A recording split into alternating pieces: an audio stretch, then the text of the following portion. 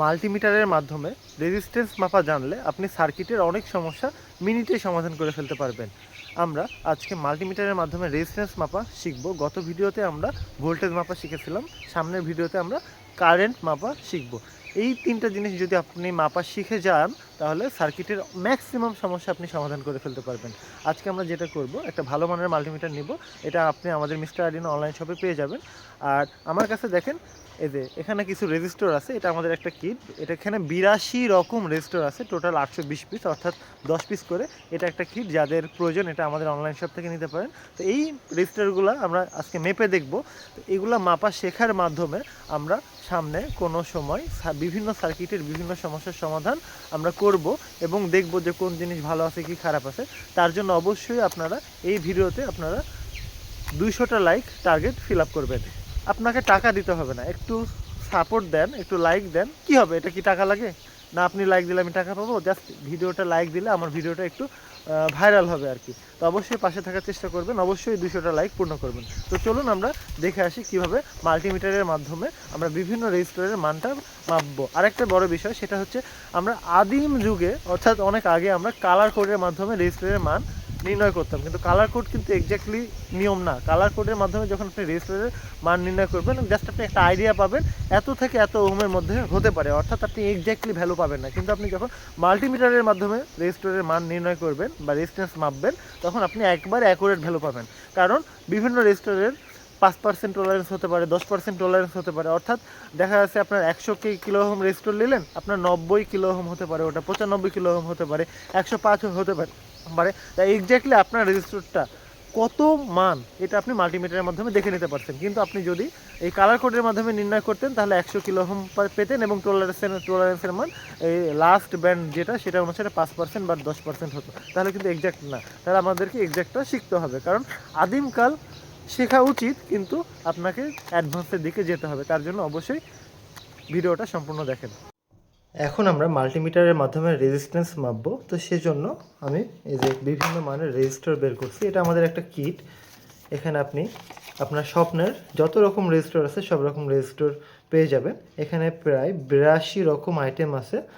আর এগুলো প্রত্যেকটা কোয়ার্টার ওয়াটের রেজিস্ট্যান্স, মানে 0.25 ওয়াট। আর এখানে 820 পিস আছে টোটাল, এবং প্রত্যেকটা মান অনুসারে 10 পিস করে আছে। এখন ধরেন এই যে এগুলো আমার কাছে বিভিন্ন মানের রেজিস্টর আছে, এগুলার রেজিস্ট্যান্স আপনি কালার কোডের মাধ্যমে বের করতে পারবেন, সেটা আমি শেখাবো।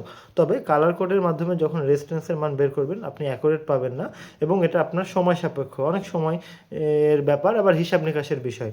তো আমি দেখেন, আমি রেজিস্ট্যান্সগুলো একপাশে রাখি, সমস্যা এই রেজিস্টরগুলো একপাশে রাখি।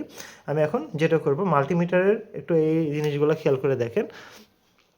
আমার এখান থেকে দেখেন লেখা আছে, এই যে এটা হচ্ছে 200 ওহম, তারপরে 2000 ওহম, তারপরে 20 কিলো ওহম, তারপরে 200 কিলো ওহম, তারপরে 20 মেগা ওহম। অর্থাৎ 200 ওহমের রেঞ্জ থেকে এই আপনার দেখে 200 ওহম না, এখানে কিন্তু 200 ওহম মানে যে 200 ওহম মাপা যাবে এরকম না, 200 ওহমের নিচ পর্যন্ত, অর্থাৎ 0 ওহম থেকে আপনি 20 মেগা ওহম পর্যন্ত রেজিস্ট্যান্স মাপতে পারবেন। মনে রাখবেন 1000 ওহম সমান 1 কিলো ওহম, আবার 1000 কিলো ওহম সমান 1 মেগা ওহম।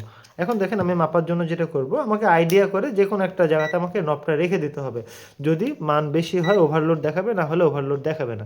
আচ্ছা, আমরা এখানে ওহম চিহ্নটাও দেখতে পাচ্ছি। আমি এখানে তলে একটু কিছু রাখার চেষ্টা করি, তাহলে আপনার দেখতে সুবিধা হবে।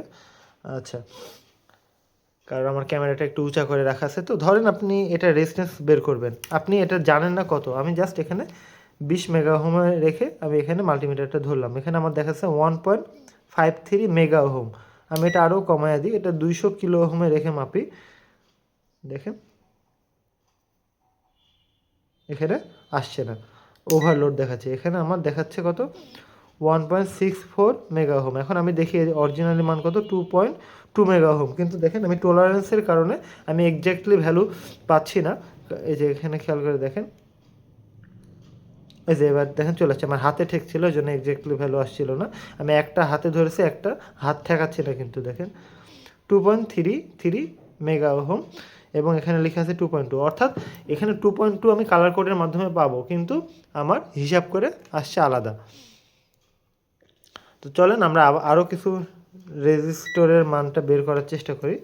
ধরেন এই যে এটা আমার লেখা আছে 4.7 ওহম। এখন আমি এটা দেখি কত মান আসছে মেগা হোমে রেখে 5.59, কিন্তু 4.7 হওয়ার কথা ছিল দেখেন, কিন্তু আছে 5.57-এর আশপাশে।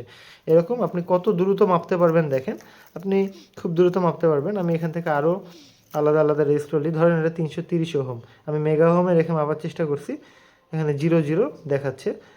আমি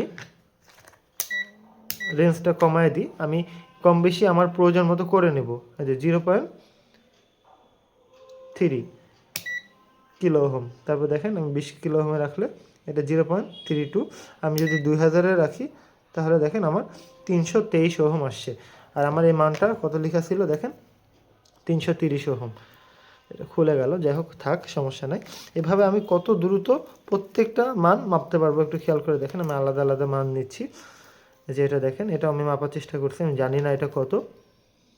দেখেন 377 ওহম, আমার এখানে লেখা আছে 390 ওহম, কিন্তু আমি পাচ্ছি 377 ওহম। এরকম টলারেন্সের কারণে কম বেশি হয়। রেজিস্ট্যান্সের অ্যাকুরেসি করা কঠিন, যেগুলোর দাম কম সেগুলোর অ্যাকুরেসি কম থাকে, যেগুলোর দাম অনেক বেশি সেগুলোর অ্যাকুরেসি আরও বেশি থাকে। তো সচরাচর এগুলো রেজিস্টরই সব জায়গাতে ব্যবহার হয়। এটা খুবই পপুলার রেজিস্টর, হয়তো কালার কোড দেখে আপনি বুঝতে পারছেন। এটা আমি বের করার চেষ্টা করি। আচ্ছা, 81 ওহম, এটা হচ্ছে আমাদের 81 ওহম বা 82 ওহমের আশপাশে, যেখানে লেখা আছে 82 ওহম।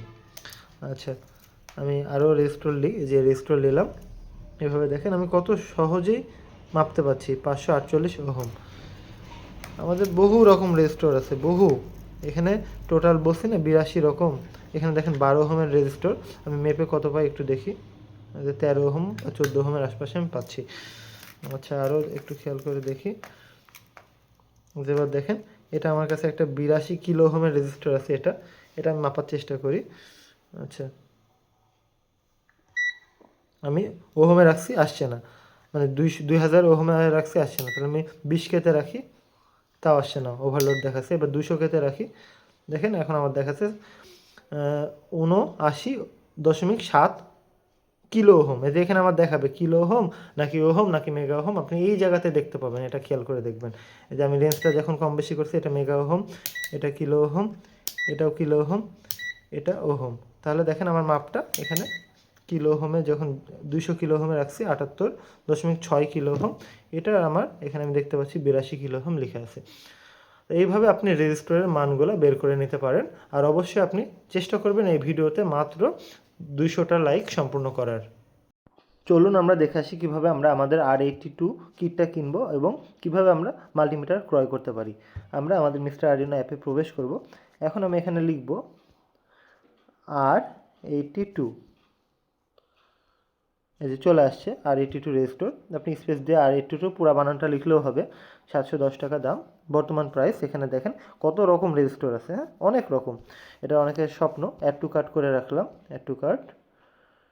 আচ্ছা, এবার আমি আরও কিছু জিনিস অ্যাড টু কার্ট করবো, যেমন UT 33B plus multimeter, UT 33 এটা B প্লাস মাল্টিমিটার, যেটা আমি ব্যবহার করি, এটাও আমি অ্যাড টু কার্ট করবো। অ্যাড টু কার্ট করে নিলাম।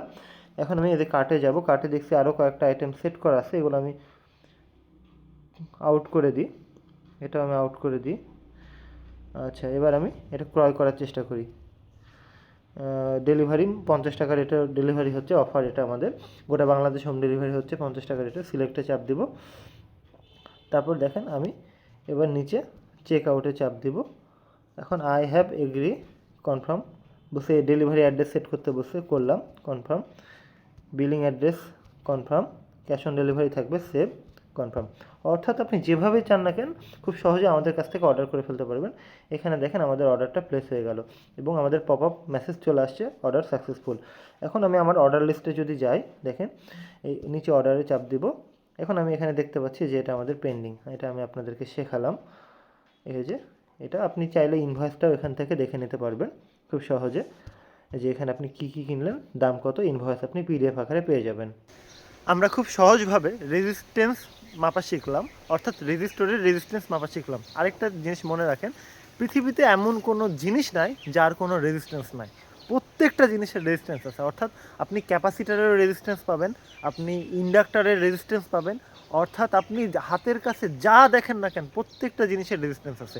অর্থাৎ আপনি এখন চাইলেই কোনো একটা গাছের কাণ্ডতে 2 জায়গাতে প্রোব লাগিয়েও আপনি দেখতে পারেন যে আসলে এখান থেকে এখানে কতখানি রেজিস্ট্যান্স।